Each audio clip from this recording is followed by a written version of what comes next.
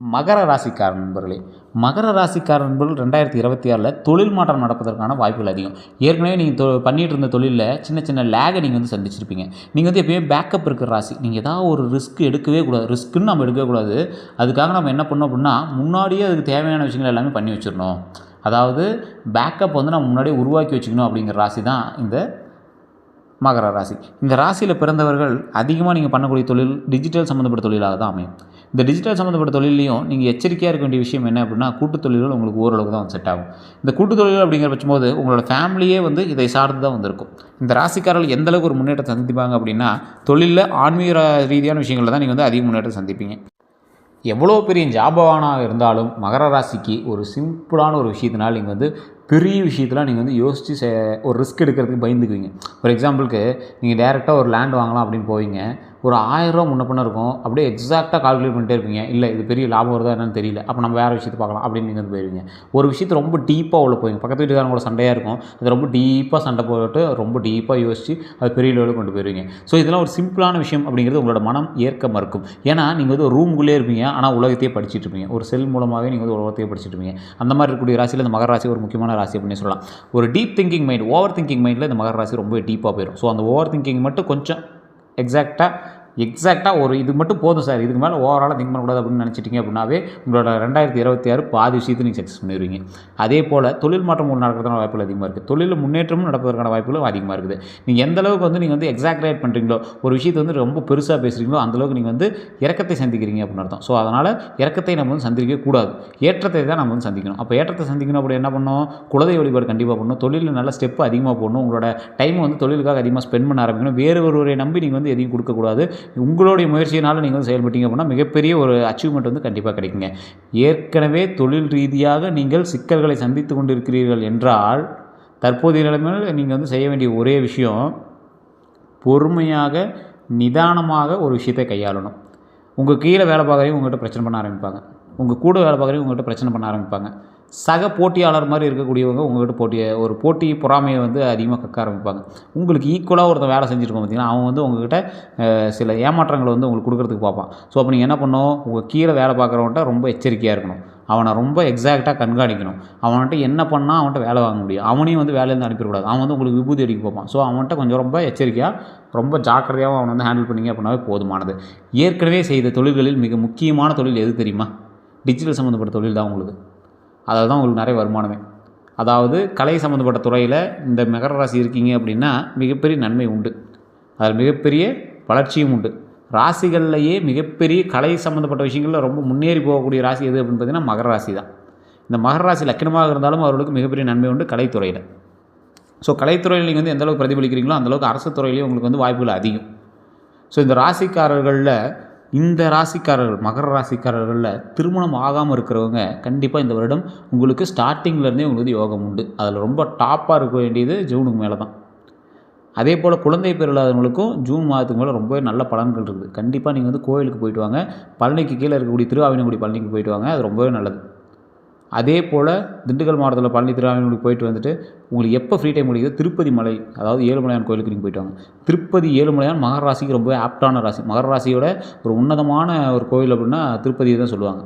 இந்த ராசிக்காரர்களுக்கு எப்போவுமே திருப்பதி ஏழுமலையான் ஒரு படி எக்ஸ்ட்ராவே கொடுப்பார்.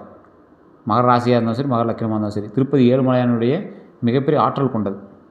ஸோ இந்த லக்கினாதிபதியாக இருக்கக்கூடிய திருப்பதி ஏழுமலையான் உங்களுக்கு இந்த லக்கினத்திற்கும் சரி உங்களுடைய ராசிக்கும் சரி மிகப்பெரிய ஒரு உறுதுணையாக தொழில் ரீதியான வளர்ச்சியிலையும் கொடுக்குறாரு. உங்களுக்கு தடை இல்லாத வம்ச வளர்ச்சியும் கொடுக்குறாரு. அதாவது குழந்தை பேர் இல்லாதவர்கள் குழந்தை பேர் கொடுக்கறதுக்கு இந்த மகர ராசிக்கு திருப்பதி ஏழுமலையான் வழிபாடு தான் வம்சத்தை வளர்த்தி கொடுக்குறதுக்கு. தொழில் நல்ல முன்னேற்றத்தை கொடுப்பார். அவர் நின்ன இடமெல்லாம் பணம், தொட்ட இடமெல்லாம் பொண்ணாக மாறும். அவர் தொட்ட இடமெல்லாம் பொண்ணாக மாறும்.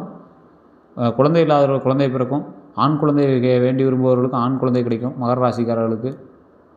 அதே போல் தொழிலில் லாபகரமான விஷயங்கள் நிறையா நடக்கும். இந்த ராசியில் பிறந்தவங்க விருச்சிக ராசி, இந்த மகர ராசி, இந்த மாதிரி ராசிகளில் பிறந்தவங்களாம் ஒரு குறிப்பிட்ட தெய்வங்களுக்கு உட்பட்டே இருப்பாங்க. விருச்சிக ராசி, மேஷ ராசி, தனுசு ராசிலாம் முருகனுடையது. மகர ராசிலாம் பார்த்திங்கன்னா பெருமாளினுடையது. பெருமாளினுடைய அவதாரமாக கருதப்படக்கூடியவராக இந்த ராசியிலே இருப்பாங்க. திடீர்னு சாமியாராக இருப்பாங்க. அவர் பேசுகிறதெல்லாம் பார்த்தா நம்மளுக்கு என்னப்பா இவன் திடீர்னு இப்படி பேசுகிறான், என்னப்பா வித்தியாசமாக பேசுகிறான், என்னப்பா வித்தியாசமாக யோசிக்கிறான், 100 பேர் கூடிய ஊருக்குள்ளே இவன் மட்டும் தனியாக வித்தியாசமாக தெரியிறானே, ஹைலைட்டாக தெரியிறானே அப்படின்னு இருப்பாங்க. ஸோ நீங்கள் வந்து பழைய அரைச்சமாகவே அரைக்கக்கூடாது. அடுத்தடுத்த அப்டேட்டுக்கு போயிட்டே இருக்கணும். நீங்கள் ஒரு விஷயத்தை செயல்படுத்துறீங்க அப்படின்னா அதுவே அப்படி செட்டில் அமைதியாக இருந்துக்குவீங்க. ஸோ அதிலேருந்து அடுத்த ஸ்டெப் எடுங்க. அடுத்த ஸ்டெப் ஒரு மிகப்பெரிய நன்மையான ஸ்டெப்பாக அமையும். ராசிகளில் மிகப்பெரிய ஒரு சந்தோஷமான ராசி எது அப்படின்னு கேட்டிங்கன்னா மகர ராசி தான். ஏன்னா குலதெய்வம் கூடயே இருக்கும். எதை செய்தாலும் குலதெய்வம் வந்து கூடயே வந்து நிற்கும். ஸோ குலதெய்வத்தினுடைய ஆற்றலும் அனுகிரகமும் இந்த ராசிக்கு ரொம்பவே அதிகம்.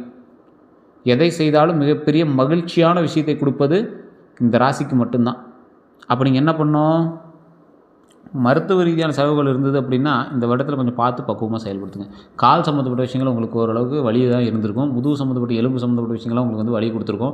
அது என்னதானே தெரியாமல் நீங்கள் வந்து குழம்பி தவிச்சிட்டு இருந்திருப்பீங்க. சில மாதங்களாக அது ரொம்ப மைண்டு வந்து குழப்பிட்டே இருந்திருக்கும். ஆன்சைட்டி டிசார்னு சொல்லுவாங்க. இதெல்லாம் ஒரு பிரச்சனையானு தெரியாமல் ரொம்ப மைண்டு போட்டு குழப்பிட்டே இருப்பீங்க. டாக்டர் கூட அதெல்லாம் ஒன்றுமே இல்லை, போய் வேலையை பாருங்க அப்படின்னு சொல்லியிருப்பாங்க. இருந்தாலும் உங்களோட மைண்டு வந்து அதை பற்றி கேட்டுக்காமல் ரொம்ப இது பண்ணிகிட்டே இருந்திருக்கும். இப்போ வந்து நீங்கள் அதிகமாக கவர்மெண்ட் ஸ்டெப்புக்கு, அதாவது கவர்மெண்ட் வேலைக்கெல்லாம் நீங்கள் ஸ்டெப் எடுக்கிறீங்க அப்படின்னா கூடிய விரைவில் அது கட்டாயம் கிடைக்கிறதுக்கான வாய்ப்பு ரொம்ப அதிகம். தொழில் ரீதியான விஷயங்களில் நல்ல மகிழ்ச்சியான தருணங்களில் நீங்கள் வந்து ஒரு ஸ்டெப் எடுக்கிறீங்க அப்படின்னா ரொம்பவே நன்மை கிடைக்கிறதுக்கான வாய்ப்புகள் ரொம்பவே அதிகம். ஏற்கனவே நீங்கள் வந்து செய்த ஒரு விஷயம் ரொம்ப நீங்கள் வந்து தப்பு அப்படின்னு நினச்சி செஞ்ச விஷயம்லாம் இப்போ வந்து உங்களை தூண்டி தொடருவாங்க. ரொம்ப மறைச்சி வச்சுருக்கீங்க பார்த்தீங்களா, அந்த சீக்கிரஸாக வெளிப்படக்கூடிய ஒரு ஆண்டாக 2026 அமையும். கொஞ்சம் பொறுமையாகவும் நிதானமாக ஹேண்டில் பண்ணுங்கள். மகர ராசியில் பிறந்தவங்க எப்பவுமே வேற்று மதத்தினர், வேற்று ஜாதியினர், அந்த மாதிரி ஏதோ ஒரு வேறு ஒரு இதில் தான் வந்து திருமணம் பண்ணுவாங்க. ஃபேமிலி கொஞ்சம் எதிர்த்து தான் பண்ணுவாங்க. ஒரு சிலருக்கு ஃபேமிலி வந்து திருமணத்தை பண்ணி வைக்கும். அந்த அளவுக்கு வந்து நீங்கள் வந்து ஊருக்குள்ளே ஒரு தனித்துவமாக தெரிவிங்க. ஊரே ஒரு மாதிரி இருந்துச்சுன்னா நீங்கள் ஒரு மாதிரி இருப்பீங்க. இதாண்டா ப்ராக்டிக்கல் அப்படிங்கிறத எங்களுக்கு ப்ரூவ் பண்ணுவீங்க. இப்படி தாண்டா இருக்கணும், இதுதான் ப்ராக்டிக்கல் அப்படிங்கிறத நீங்கள் வந்து ப்ரூவ் பண்ணுவீங்க. அந்த மாதிரி ஒரு ராசி இந்த மகர ராசி. தொழிலையும் சரி, அப்டேட்லேயும் சரி, மக்களுக்கு வந்து விழிப்புணர்வுலையும் சரி, நீங்கள் வந்து ஒரு புதுமையான ஒரு மனிதராக மக்களுக்கு மத்தியில் நீங்கள் தெரியாமல் இருக்கிறீங்க. மகர ராசி ஒன்று. அதே மாதிரி ஓவர் திங்கிங்கில் ரொம்ப ஃபஸ்ட்டு ஸ்டெப் வந்து இந்த மகர ராசி தான். அது உண்மையாக அப்படின்னா நீங்கள் வந்து மறக்காமல் கமெண்ட் செக்ஷனில் பார்த்துக்கிடுங்க. இந்த ராசிகளுக்கு குலதெய்வம் எந்தளவுக்கு ஒத்துழைக்குதோ அந்தளவுக்கு திருப்பதி 7 மணி நேரம் உங்களுக்கு ஒத்துழைக்கும். நீங்கள் கவனமாக இருக்க வேண்டிய ஒரே விஷயம் வண்டி வாகனம். உங்களுக்கு வண்டி வாகனம் எல்லாமே நல்லா தான் பொருந்தது. வண்டி ஓட்டுறது, இது பண்ணுறது எல்லாமே நல்லா தான் பண்ணிட்டுருங்க. இருந்தாலும் வண்டி வாகனத்தில் கொஞ்சம் கவனமாக இருங்க. தேவையில்லாத நட்போட்டாளர்கள் சின்ன சின்ன சலசலப்புகள் இருக்கிறதுக்கான வாய்ப்புகள் அதிகம். அதனால் தேவையில்லாத மனசோர்வு உங்களுக்கு வந்து இருக்கிறதுக்கான வாய்ப்புகள் அதிகம். ஸோ அதில் மட்டும் கொஞ்சம் கவனத்தை செலுத்துங்க. அதே மாதிரி இந்த ராசிக்காரர்கள் எதை நீங்கள் ஸ்டெப்பாக எடுக்கிறீங்க அப்படின்னா, நீங்கள் வந்து ஒரு ஸ்டெப் எடுக்கிறீங்க அப்படின்னா சின்ன சின்ன தடைகளை தாண்டி தான் நீங்கள் வந்து அதை வந்து அசம்பிளே பண்ண முடியும். அது வந்து அச்சீவே பண்ண முடியும். ஸோ அதனால் அந்த விஷயத்தில் மட்டும் கொஞ்சம் கவனமாக இருங்க. ராசிகளில் இந்த ராசிக்கு மட்டும்தான் தற்போதைய 2026ல் 70% பரவாயில்லையா இருக்குது, 30% கொஞ்சம் எச்சரிக்கையாக இருக்கணும். அந்த எச்சரிக்கையாக இருக்க வேண்டிய விஷயமே வந்து பார்த்திங்கன்னா ஒரு சிலருக்கு தான், எல்லாருக்குலாம் கிடையாது. ஏன்னா இப்போ நம்ம பார்த்துருக்குற மகர ராசி ஃபுல்லாக ஓவராலாக வந்து பார்த்திங்கன்னா ஒரு 12 கோடி பேர் இருப்பான் இந்தியாவில். 140 கோடி பேரில் ஒரு 12 கோடி பேர் வந்து மகர ராசியிலே இருப்பான். 12 கோடி பேருக்கு இது நடக்குமான்னு கேட்டால் நடக்கிறதில்ல. ஏன் அப்படின்னா இது வந்து பொது பலன். மகர ராசியில் இருக்கிறவங்களுக்கு வேறு லக்கினக்காரர்கள் இருக்காங்க, வேறு நட்சத்திரக்காரர்கள் இருக்காங்க, வேறு தசாபுத்திக்காரர்கள் இருக்காங்க, வேறு லொக்கேஷனில் பிறந்தவர்கள் இருக்காங்க, வேறு நேரத்தில் பிறந்தவர்கள் இருக்காங்க, உங்கள் கூட பிரயாணிக்கக்கூடிய மற்ற ராசிகள் இருக்காங்க. அப்போ அதெல்லாம் எவ்வளோ பேர் பிரிஞ்சு டிவிஷனாக வரும். அதுக்கு தகுந்த மாதிரி தான் உங்களுடைய கட்டங்களுக்கு தகுந்த மாதிரி தான் உங்களுடைய வாழ்க்கை நிர்ணயிக்கப்படும்.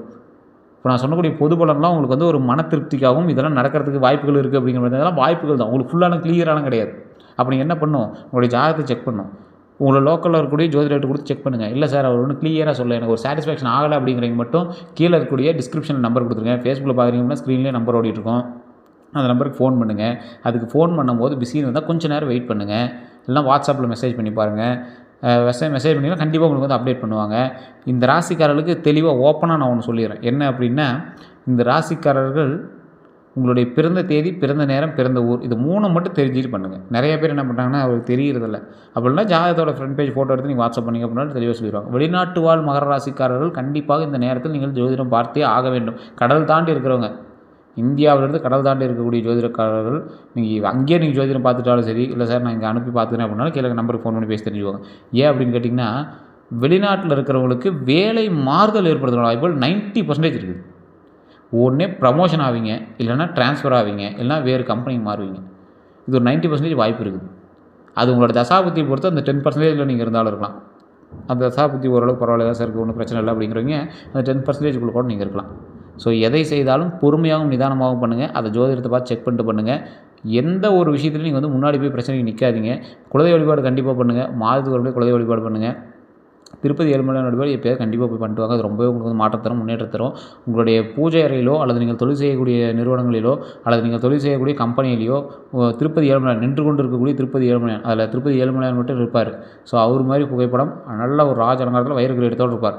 அந்த புகைப்படத்தை வச்சு தினம் தினம் விளக்கேற்றி வழிபடுங்க. மிகப்பெரிய நன்மை உண்டு. இந்த வீடியோ பார்த்துருக்கீங்க, உங்களோட கருத்துக்களை மறக்காம கமெண்ட் செக்ஷனில் பதிவிடுங்க. இப்போ நான் சொன்னதெல்லாம் உண்மை அப்படின்னா கண்டிப்பாக கமெண்ட் செக்ஷனில் பதிவிடுங்க.